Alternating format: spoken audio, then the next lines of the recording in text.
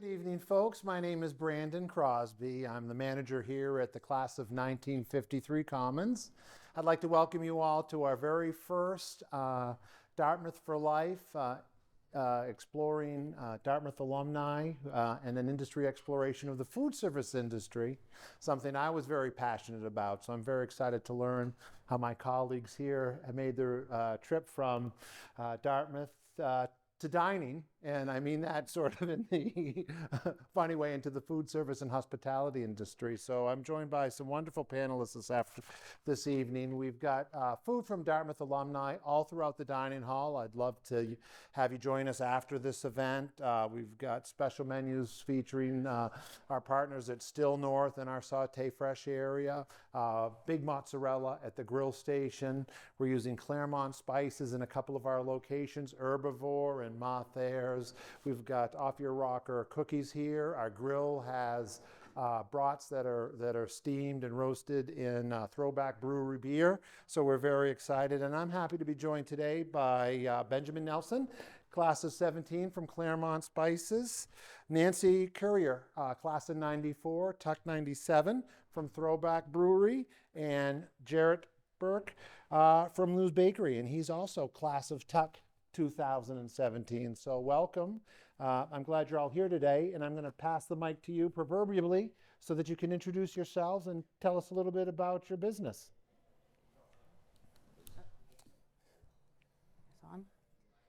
Hi everyone, my name is Nicole Carrier.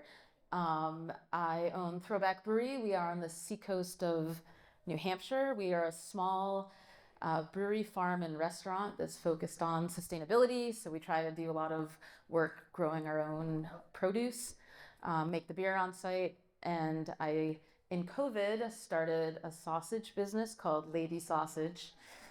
Yep. So that's kind of my sense of humor. I feel like keep it brief, right? There you go, Ben. Hello, my name is Ben Nelson. I was a Dartmouth class of 2017. I'm the owner of Claremont Spice and Dry Goods, located down in Claremont, New Hampshire. We're a specialty spice and culinary store with over 300 different spices, herbs, and blends, from everything from Aleppo pepper to Worcestershire sauce powder and adobo to za'atar. Hello, my name is Jarrett Burke. I'm a Tuck 17. I actually did undergrad at Navy, so sorry if I'm the outsider in the group here. I had a career in the Marine Corps as a helicopter pilot. Spent about 11 years on active duty, and then came here, used my GI Bill, went to Tuck, and started looking for a small business to acquire, to come into and take over. And I was extremely fortunate to come in contact with the previous owners of Lou's, who were looking to retire, and I took over for them. And so I've been running Lou's now for 5 years. Absolutely loving it, having a blast. Grew up in the restaurant industry. My family owned restaurants in New York City, so I kind of knew what I was getting into before I took over there. And happy to be here. So thanks. Excellent. Thank you very much. While you have the microphone, though you didn't attend your undergraduate here at Dartmouth, I'd love to learn a little bit about your first 6 months at the Naval Academy. Is that where you got your undergraduate before? I think folks that have not had any experience with any of our military academies might be interested to hear about that. Yeah, sure. I try not to remember it. So I distinctly remember walking up the stairs of Alumni Hall. Every school has an alumni hall, and my parents were at the base of the stairs, and I kind of turned and waved to them and turned around and had this like, oh crap moment. What am I about to get myself into? And from then on, it was pretty brutal. It was rough. So you go through plebe summer at the Naval Academy, which is about 2 months of just it's very difficult, physically, mentally, emotionally, all that kind of stuff. And then the first year you're a plebe, and it's kind of a continuation of that. So it's tough. It really is, but a formative experience in my life. And while there were a lot of times when I wanted to be anywhere but there, I truly enjoyed my time there. And my 20th reunion's coming up here soon, and I'm looking forward to getting back. Awesome, terrific. Benjamin, why don't you tell me about your freshman year here at Dartmouth? Oh, wonderful. I was a How about the dorm? Let's start with the dorm. my dorm was over in the Choates. And I gotta say, some of my formative memories around food for Dartmouth, I gotta actually say, whenever Lynn was making sushi over at Collis, that was amazing. But I spent a lot of time over at the O Farm. I had a lot of love of gardening, a lot of love of farming, and Dartmouth does not have an agricultural degree. So that was my outlet for it since I was studying a lot of history at the time. In addition to being on the timber team and a lot of active participation in the DOC, Ledyard, and the like. And I got to give one out for my co-ed, Tabard. Nicole, how about you? Freshman dorm, freshman experience? Freshman dorm was Hitchcock. It took me a while to remember that one, actually. It's been a while. And freshman year, I played a lot of rugby. And I played rugby, and then I played a little bit more rugby. But in all seriousness, I think that was probably the most formative part of my college career because I think most of my favorite leadership skills and stories come from being part of such a cohesive team, learning how to deal with conflict and, showing I guess learning a new sport and figuring out going through new challenges. So, Terrific. Favorite place to eat in the Upper Valley when you were a student? oh, I ate a lot of hummus sandwiches at the Collis Center. There you go. Yeah. The correct answer is 53 Commons, so none of you will be continuing on to the next round. Tell us a little bit about what does success look like for you? That'll be our next question for the panelists. Yeah. Okay. Well, there's a number of ways as a small business owner to measure success. And I think for us over the years, it's been around employee engagement and employee loyalty, because especially now after COVID, it's been really hard to find people. And we've been very lucky for a number of reasons to have people that have been with us for 10 plus years. And I think a lot of that has to do with finding people that fit culturally with you. And so for us, when we hit those 1 year, 3 year, 5 year, 8 year, 10-year milestones with people, like to me, and when we see people at work working really hard, but also having a really good time, to me, that's sort of what gets me motivated. And it's the definition of a success. Perfect. For me, my wife and I purchased the store in 2019, in July 2019. So within the first year, we had the pandemic, and that being able to survive through that, being able to continuously be a profitable food business during that and come out on top of it has been quite important for us. But more down to the core about what we provide. Being able to provide the food that people need to be able to cook the food they want. So being able to have an immigrant from Louisiana find gumbo filet and properly make a Cajun gumbo, it makes me feel very sort of fulfilled. Being able to have that authenticity in our food, that we have Indian customers seeking out amchur, or Kazakh customers seeking out asafoetida, things that are sort of very difficult to find and can be core elements into different cuisine, like galangal and kaffir lime, or to Thai cuisine. And having that customer feedback that we're serving that need, that is really a mark of success for us. So I think the restaurant industry has a reputation for being a really hard place to work and being really hard on employees, and it's kind of always been that way, right?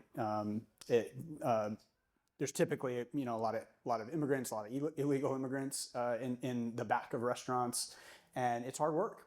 And again, my background as a Marine officer. Taking care of people is really the key. It's super important in what we do. we're hard on each other, but we take care of each other. And there's a saying in the Marine Corps that officers eat last, and that's no joke. Like, officers literally are the last ones to eat, and we do that for a reason, right? Because we take care of the young Marines first. So the youngest, most junior Marine is the first one to walk up to the line and get their food and get a full plate, and the last person is the colonel or whomever the senior person is, and it goes way beyond eating, right? But interestingly, in this industry, a lot of times it's the opposite, and a lot of times employees are not really well taken care of. So I think success for me is having employees that are happy to work for me and feel good about working for me and want to stay and want to help each other out and want to be part of the team. And so I think the leadership aspect and again, just having employees that are happy to be there is my definition of success. Excellent. And what brought you?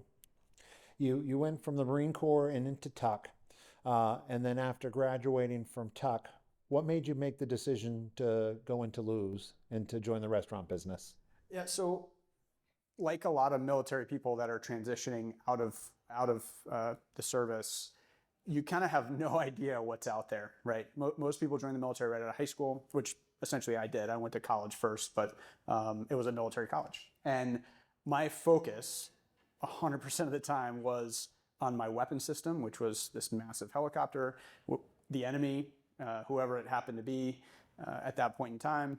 And I was not thinking at all about what I was going to do next. Or, I remember when I was applying to Tuck, I didn't know the difference between revenue and profit. And there may be some people in here that are like me that don't know what that is, but that's like super important in business. And I was like applying to business school, and I'm like, I should probably figure out what this means. And so going to Tuck for me was an opportunity really to get like an entry level education in business, and also for me to do some reflection and really figuring out what I wanted to do next. And it absolutely served that purpose for me. So I had 2 years to like go to every briefing, or whatever presentation like this, and listen to industry people talk, listen to companies come in and give their presentation on why, we should apply to their company. And some people consider it wasted time because, you don't end up going those routes. But I thought it was super valuable because there were many times where I was like halfway through one of these presentations and I either got up and left, or I really had the urge to get up and leave because I was like, this is not for me. And that is extremely valuable. We talk about opportunity cost, right? That is eliminating an opportunity cost by figuring out what you do want to do and what you don't. And so one of the things I figured out when I was there was I didn't want to go to work for a big company, and I didn't want to work for somebody else. A lot of people think military very bureaucratic. You have no autonomy, and that's really not the case. I would take off in a flight of 2, me in charge of 2 aircraft off the ship, and I was in charge. And it was my flight, it was my aircraft, it was my crew, and I had complete command over that unit. And I really missed that. And I did an internship at New Balance, which was great. And I spent like a week working on a PowerPoint presentation, and I wanted to just absolutely bore my eyes out with the pencil that was sitting on my desk. And I missed being in charge. I missed, I missed the autonomy. I missed the sense of mastery. I missed the sense of purpose.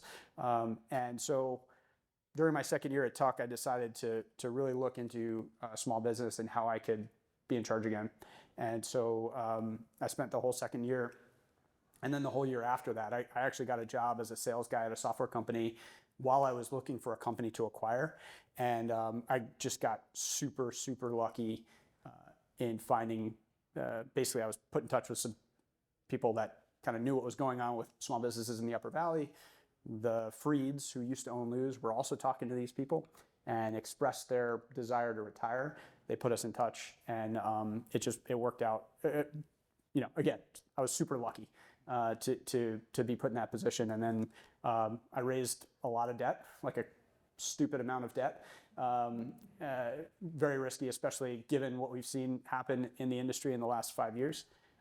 But I raised a bunch of debt, was able to put together a deal and take the company over from the Freeds. And worked out really well. Best move I could have made, and dream come true. Awesome. Similar question to you, Ben. It's the summer 2017. You're graduating. We're approaching that milestone for the class of 23 right now. What got you from the summer 23 to the summer of 2019? Yeah, so actually my journey with food starts a little before then. Grew up in a big gardening family. Growing our food and eating seasonally was a very big part of that. And I'd already mentioned I did a lot of work at the O Farm here, and studying history. How do you translate that into food? I really focused sort of on the agricultural production side of things with my degree. And transitioning to that in 2017, I went to work as a farm manager for quite a few different local farms in the Upper Valley, ranging from apples to berries to dairy and cheese making to diversified vegetable productions. And that's where I kind of was when the previous owners of the spice shop in 2019 had let it be known to us that they were looking to sell the business. And they were really looking for someone local with a passion of food and really a commitment to keep the business serving Claremont as an underserved food community, and to keep that sort of as a really high quality food business there. So after looking over the numbers with my wife, it wasn't something that was initially on our radar, being entrepreneurs and the like, but the finances were working out. And so we really did take that opportunity to take something that was a gem. We were big fans of the store before. We like the spices, but we also really liked that reputation that it had with its customers, that the word of mouth marketing was incredibly strong. The repeat customers were incredibly strong. So it really spoke highly about the quality of food and that community that they had really built with it. So we took the opportunity then to expand and to keep building upon that initial vision. And to be able to bring that energy, a bit more youth, because the old owners now are in their 60s. So hand packing and blending and making all the labels, it's a lot of work. And as it grew, they just couldn't keep up. And so they, as well as a lot of our customers, been really excited to see that youthful energy in a community where we're seeing a lot of young people leave. So in a lot of New Hampshire and a lot of Vermont and rural communities, lots of young people are leaving. So bucking that trend is very important. And same question to you, Nancy. How did we go I want to show how clever I am. How did we go from bratwurst to a brewery? But that's only me being funny and sing-songy. How did you make that transition from Dartmouth to a brewery on the seacoast? It's a somewhat long, circuitous, so I'll keep it short. But I started my career in software. And actually, I was hired out of here as a programmer because I went to work for a consulting company because they wanted to hire people that had aptitude for programming, but could talk to other people. So I was like the face, right? So that sort of, and then I realized I don't want to sit behind a computer. I actually like people. Went to business school, didn't know what I was going to do.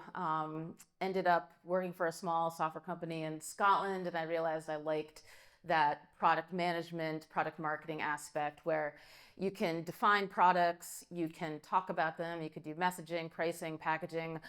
And I ended up working for a small software company after Tuck on the seacoast of New Hampshire. We got acquired by IBM. So different, right? I went from this like 100-something person software company where I was running product marketing, and then all of a sudden there's like hundreds of thousands of people. And luckily, they kept me as like the startup person. But around the same time that I left Tuck, I started homebrewing with my co-founder, Annette. She's the engineer half. I'm sort of the MBA business side of the deal. And we just started making homebrews. One of our friends, Bruce, had this beer fest called Bruce's Beer Fest. It was just a bunch of his buddies, made some homebrew, smoked a whole bunch of meat, right? And we just ate smoked meats and like tasted homebrew, and it was awesome. And we decided to make some beers for that event and got hooked. And Annette fell in love with the science. I love to cook, so I fell in love with like designing recipes with Annette. And then fast forward like 10 years, it was around 2009. She was like, I want to quit my job. She was an environmental engineer. Anyways, had all these ideas like sewing dresses, and I was like, no, she wanted to like grow organic flowers. I know this is an MIT educated, like really smart woman. I was like, no, you like to problem solve. So she came up with a brewery, decided to join forces. I was at this point an executive at IBM. I was the person on stage giving demos of software.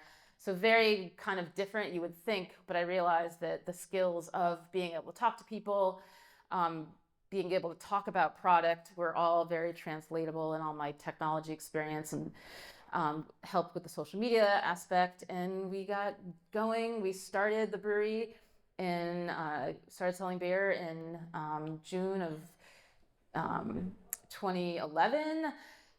Bought a huge farm across the street a year later, which is a little bit nuts. Huge meaning a lot of debt. And 12-acre farm. Opened the restaurant then with a zero experience. Never even washed dishes before in a restaurant. Never was a server. That's a whole story in and of itself. And then started farming a year after that. So that brings you up to date. What was the biggest barrier that you faced as you were going on this journey to open Throwback Brewery? Well, I think it was pretty easy getting started given our experience, and that's experience with science, my experience in business. We bootstrapped the business.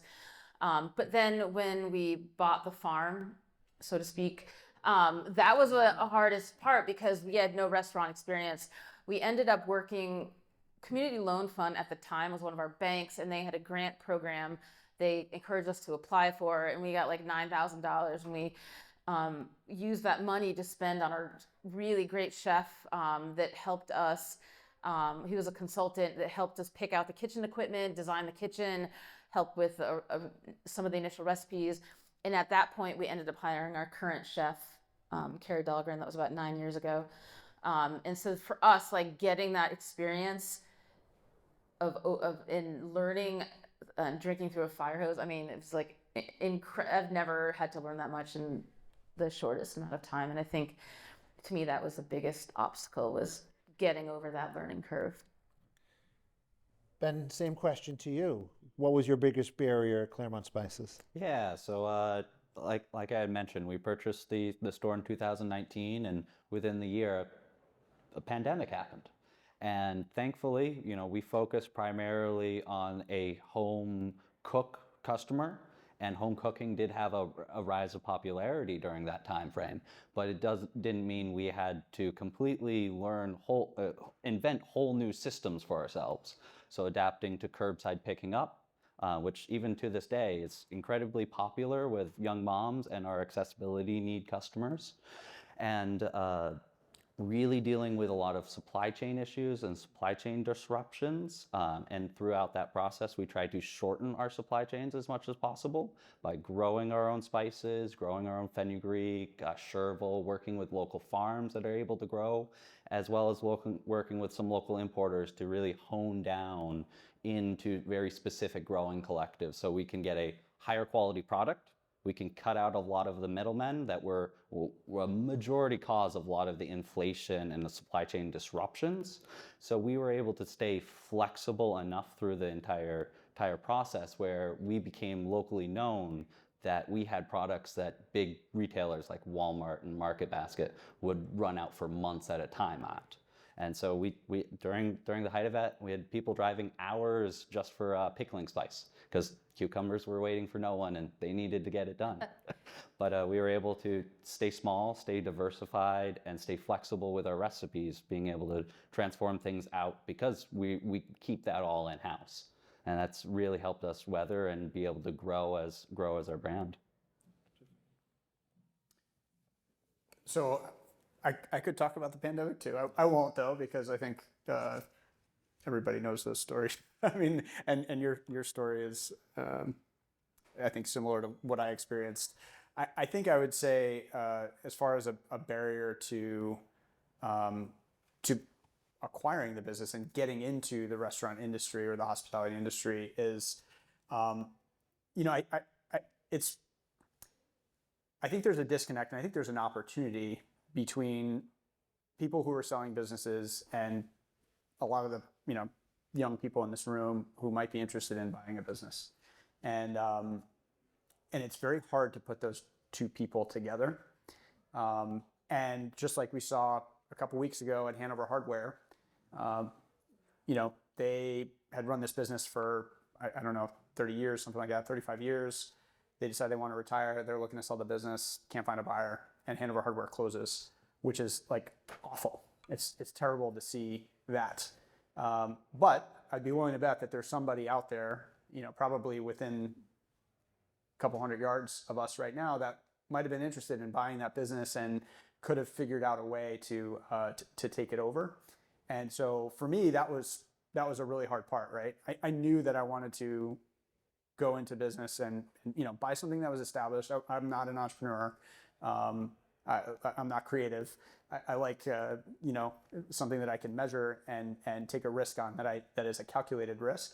And so finding businesses like that is hard, and it was hard for me. It took me a really long time. And again, I consider myself extremely lucky to be in, you know, in the position I am right now, where I own this awesome little business.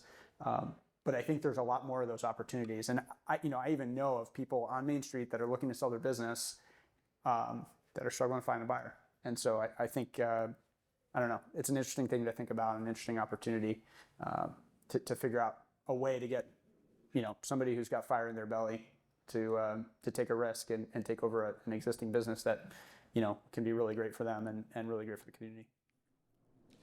Thank you very much. I thought now I would see if anybody else wants to ask some questions. So I'd look to the audience and see if anybody else would like to ask some questions of the panel or an individual in the group. I know that's a lot of pressure. Excellent. Make sure you let us know your name. Thank you. My name is Melly, and I have a very specific question for Luke's restaurant. I know as a student, there's a big demand on late night food options, and the only food restaurant open past 2 is Domino, which people are not most excited about. So I was just wondering, has this ever come across your mind of offering a late night option at Lou's, and what are some of the considerations you had, like profit-wise, cost, whatever? Yeah, great, good question. So during the pandemic, we did experiment with some later options. We were staying open, not super late night, but till 9, which is late for Lou's, and doing burgers and things like that. And we found that early on, when no one else was open, it was pretty good for us. And then when other restaurants started opening, it was fairly off-brand for us. And so we had a hard time making the numbers work. I mean, we were selling burgers, we were doing okay, but it wasn't super profitable for us. I think so. Talking about Lou's, that's one part of it. The second part is you have to have a really lean business in order to make that work, and you have to be really good at delivery. And Domino's has built their business around that. They're a technology company that sells pizza, right? And they've done a really, really good job of building out that business model. It's harder for you know, a pub or someplace like that to be able to do that really successfully, and then especially with the delivery infrastructure around here, which is fairly lacking. The third thing is my restaurant closes at 3, which is part of the reason why I love it. And I have 3 kids. I love flying. I have lots of hobbies, too many hobbies, and I just don't want to be there all the time. And I don't have to. Like, I have a great general manager and a great chef and a great baker or bakery manager. So I don't feel like I have to be there all the time. But as a small business, you kind of do. You got to keep your finger on the pulse, and you got to be ready to go in all the time. And I just didn't want to have that headache. And so it's something that I chose not to do. I think it's an opportunity, you know, since EBA is closed, like that's been and Domino's, I think, had something to do with EBA's closing too, which is really sad. And EBA's was before your time. Yeah. Yeah. Yeah. It's sad. So EBA's used to do that. Like, they were a pizza place, super late night, greasy, delicious. Yeah. Chicken's best ranch, like, on the planet. And yeah, it doesn't exist. I don't know. I think it's an opportunity. I think Sawtooth is really trying to get into that world, but it's tough. It is not super profitable, and it's a hard business to run when it comes to delivery late night. And unless you have a rock solid operations model, kind of like Domino's does, I think it's a challenge.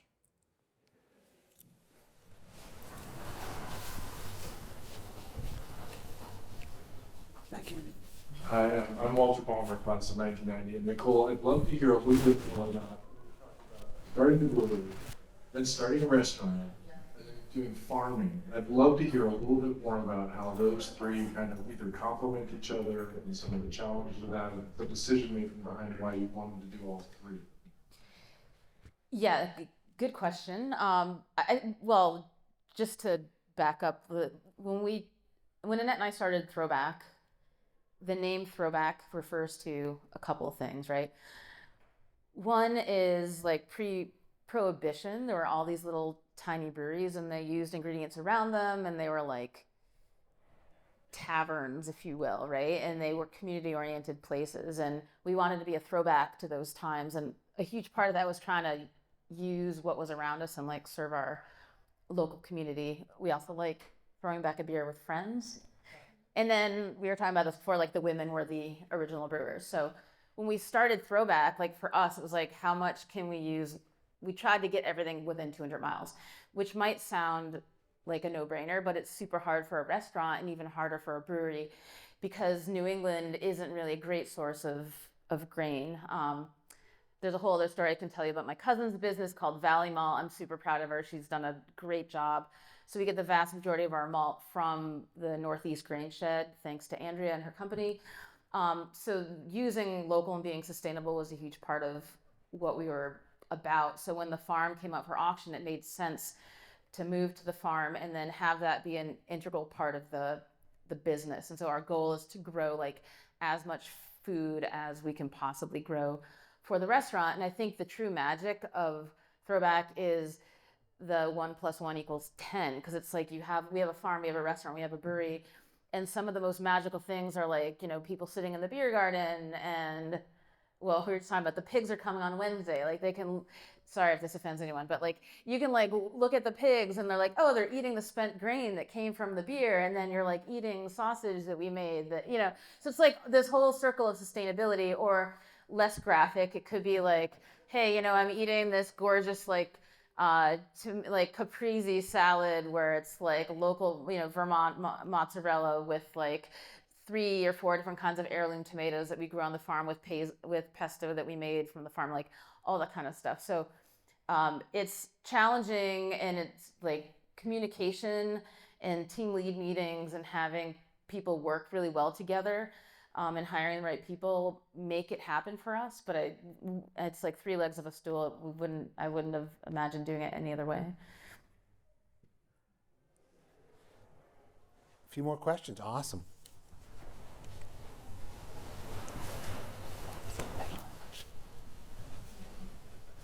So, this might be a little bit of a silly question, but how did you come up with your brand, like your whole look? I know that a lot of times with design, it can kind of go back and forth a lot. Did you guys go through iterations of different looks and ideas? Yeah, I mean, I'll go first because I have the mic, and then I could pass it down. But so our logo, I don't know if you can see, it's like an old school windmill, and we wanted to have something tied to agriculture when we started. Mind you, when we started, we were just a 3-barrel little tiny brewery, like the first nano brewery in the state. There was 13 breweries at the time, totally different. There are over 120 now, just for reference. But as a marketing person, like to me, it was important to have a story and to differentiate. And so we worked with someone, and it just didn't feel right. And so then we found another graphic designer who looked at it, and we were still proud of the logo, but it was like everything down to even the font, right? So she picked a different font, and it made a huge difference. But like getting the font right, getting the logo right, getting the colors right, getting the story right, getting the values right. And we were very upfront about what we care about and like who we are. And that's like a huge part of our brand. So like if you go to our website, it says like right on the front, like this is our values, right? So And I could talk ad nauseum about that, and also like how beneficial that's been to our company. But that's a short answer, is that, it took a while in iteration, and there's a set of questions we go through, like what's the elevator pitch? What's one word to describe throwback? Like our word is like farm fresh, which is cheating because it's like 2 words really, but we mush them together. So like there's a whole set of exercises that like we went through at the beginning that fed into the actual visual representation of our brand, but it's all based upon this deep foundation of like thought. Yeah. So, like Jared, I bought my business, but really honing into what's very efficient about it is in the whole name. You know exactly where we are, and you know exactly what we sell. And if that sticks with you, great. It's something that then can roll off your tongue, like Claremont Spice and Dry Goods, usually shortened to Claremont Spice. But as a food provider, that allows us to have a really impactful, because where else is a spice store in the Upper Valley? There's a Turkish import, but they're Turkish. The closest spice store I know of is in Peterborough to us. So you're driving many hours away for these distinct groups.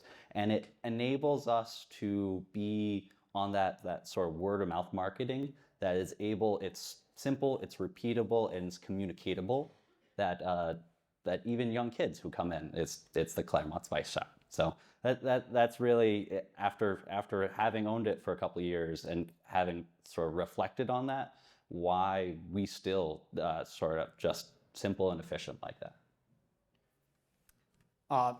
So I didn't really change much. I cleaned up some stuff, but one of the first things that people always say to me, or used to say to me when I first took over, was like, don't change anything. And so that stuck with me, that people really value and appreciate the history and the comfort and kind of the throwback to the 50s that you feel when you kind of walk into Lou's. And so for me, it was just about tightening it up.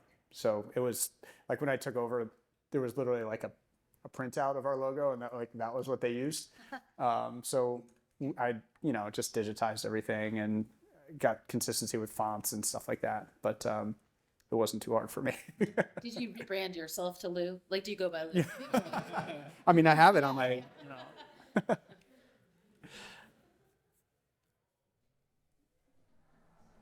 Any other questions? Wonderful. Oh. So Nancy, you're a female entrepreneur, and especially in the sector like brewery and charcuterie, that is normally marketed as very, very masculine.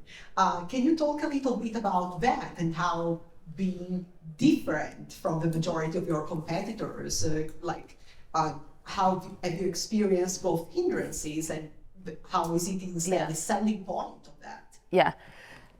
So, we're still the only 100% women-owned brewery in New Hampshire, which is crazy to me. Like, you'd think there'd be more. I mean, there's a lot of like women that own it with their husbands, but and when we first started, we'd go to brew conferences. Just to put this in perspective, so 12 years ago, we went to a huge brewers conference. The gift for going to the conference was a beard trimmer, like an electric beard trimmer. So we each get now granted, like I might need one now that I'm 50, but we were like, what the hell are we going to do with this? But just to put it in perspective, like it was all men. We would go to these homebrew conferences and the guys would be like, oh my God, women. There was no women. The best thing, you ever go to a conference and you don't have to wait in line to pee. It's amazing. So there were benefits, and we'd laugh, belly laugh, walking by all the men, because there's beer at these conferences, like line out the door, and we were like, ha, ha, ha, ha, making water sounds as we passed them. But it was also like the bad part of it was, a lot of the vendors would not pay attention to us because they didn't, and that is, honest to God, like I'm biased because she's my best friend, but she's like the smartest person I've ever met, right? And so these vendors would ignore her, and we had money, right? Because she wasn't what they thought of as the target audience. So our colleagues in New Hampshire have been nothing but fantastic. I was a president of the Brewers Association for 3 years, really helped the organization grow. So there's a lot of respect from our colleagues, and but I'm from software and it's from engineering. We're used to being in like male dominated industries. But from a sales perspective, it does help because I think women make about 80% of the purchase decisions. So oftentimes we don't typically like market where women own, but people like know it. And if I go to Beer Fest, I put that like sustainably oriented women owned. And women, if they're making purchase decisions and they find like, oh, this is a women-owned brewery, that you could see them getting excited. So I made coasters that have like that on it, and you can see women. Oh, I didn't know this was women-owned. Let's buy some beer. So it's been good.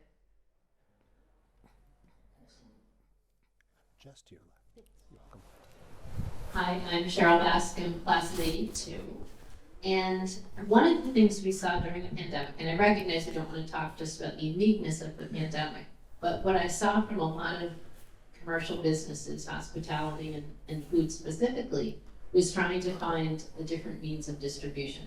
So sometimes it was mail order, and sometimes it was putting things out on the sidewalk for sale or other things. What did each of you do from a distribution standpoint? And so for those people sitting in the audience thinking about this industry, what are some of the things you would recommend that they come in knowing or preparing to think about when unusual things happen? Unusual things happen all the time in a restaurant, but the stories you could tell, right? But we did so much business, people inside, and to have that shut down, it was completely dramatic, completely traumatic, if I'm being transparent. It was horrible, and we had to very quickly put all these systems and processes in place. We didn't have online ordering. We had to get that in place.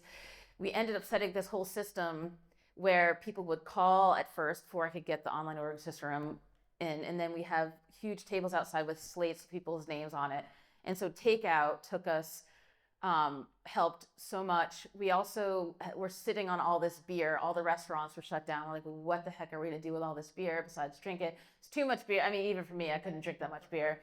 You probably know how much I can drink. So that was challenging. But we ended up getting a lot of labels. I worked with my graphic designer. We got a whole bunch of labels done for that beer, like super fast so that we could can it. We've never sold, to this, we haven't sold this much canned beer.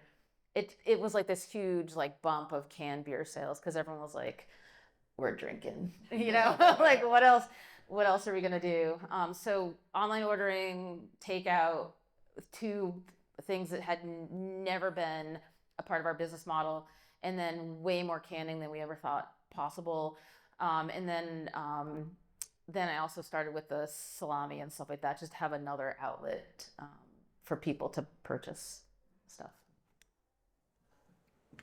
So yeah, thankfully, since we're not like a restaurant, we actually saw quite a growth because a lot of people were stuck home cooking, and a lot of people got bored about what they knew how to cook and wanted to change something up, and that was a way of a lot of people having some control over their life. So bread baking, skyrocketed. We never sold yeast or flour before then. At the height of it, I was packing like 25 pounds of instant yeast a week, just getting it out the door.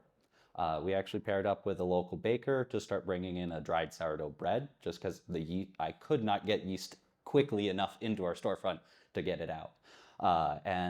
So we were able to have a dried sourdough starter, which at that time not even King Arthur had. So it allowed a lot of people a lot of flexibility and a lot of transformation in that. In addition to bringing the online sphere up, the shipping and being able to meet people where they are, we actually had a bit of delivery for a little bit. Exactly. And thankfully we were small and we were able to stay flexible. And that's really the kicker of it, that we could keep our doors open every single day and just keep at it, because that's what people needed at that, and still do. Yeah, I mean, I totally agree with the flexibility comment, and being small and nimble, I think, is super important. Early on in the pandemic, I made the decision that I was going to do everything I could to not lay anybody off, and it was a risk, right? But I told everybody that like, hey, my intention is that I'm not going to lay people off. Like, we're going to figure this out. And, I basically figured out that I needed to make about $2,000 a day to basically be able to continue with zero contribution margin. So just to cover my, the labor and then, the minimal fixed costs. That's what we had to do. And that became like the benchmark, right? And the whole crew was like, hey, how are we going to break 2K today? And a lot of ideas came out, and we executed on a lot of them. And most of them we don't do anymore because it just didn't make sense. But it was a way for us to kind of keep things going and keep people busy and maybe bring in a little bit of money for the day.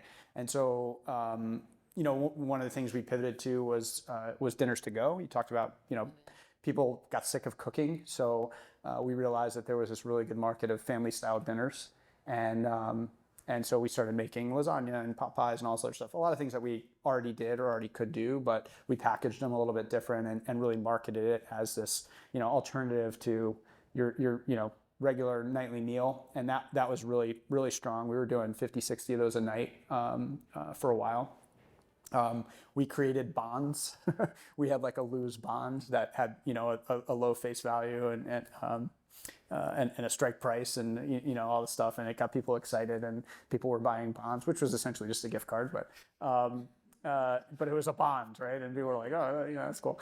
And it was just like, again, whatever we could do to be creative, and we took a lot of input from our staff and from customers to try and figure out how to just keep the lights on, and it worked really well. Again, we never closed for a single day. We didn't lay off anybody. Fortunately, PPP came through, and we were able to keep things going. But definitely a tough time, and just being entrepreneurial and trying things and experimenting and not being afraid to test it out. So this is for Jared, and my name is Andy Hutt. I believe I was your dispatcher for a little side hustle that Jared did during the pandemic called Uber. Oh, I don't know if you guys remember the Upper Valley eateries and restaurants. So he can tell you a little more about it. But my question, Jared, was, we all, muddled through the whole pandemic experience, and I got a lot of them, as you did, a lot of great feedback from Uber. Yeah. Basically, it was a food delivery service for the whole Upper Valley, between Enfield and even up to New Bradford. And it was very well received, had a lot of great, feedback. But can you envision, hopefully we never have to do that again, but you never know. Could you envision even just resurrecting it? Do you think there's a demand for home delivery from restaurants and other eateries in the area? Yeah. So first of all, thank you for being a part of that, and I'm sorry that it had to die. So first of all, I think for a business to succeed, you need three things. You need a good idea, you need enough capital, and you need good execution. And I think it was a good idea. We never had enough capital. We went back and forth several times when we were starting the business on how we were going to form it, right? And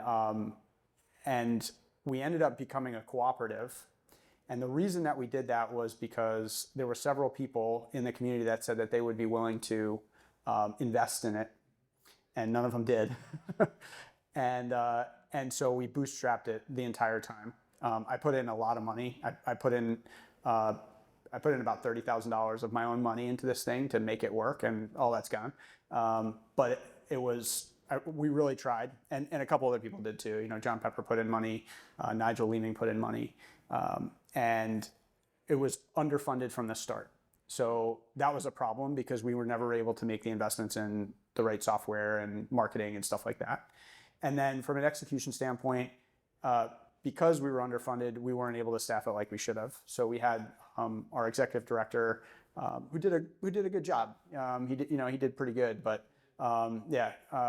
but it wasn't enough, just with him. And unfortunately, me and John and Nigel all had our own problems because we were trying to keep restaurants afloat during the pandemic. And so none of us had the ability to really put in a lot of effort, or I should say a lot of time into this to make it work. Now, I think the idea of a delivery co-op it could work. It really could.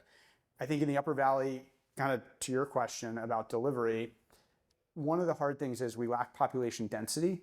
So what we ended up finding was our drivers were driving long distances for relatively low revenue deliveries, and it wasn't efficient enough to actually make it work, right? Because we had to just keep raising the price and raising the price.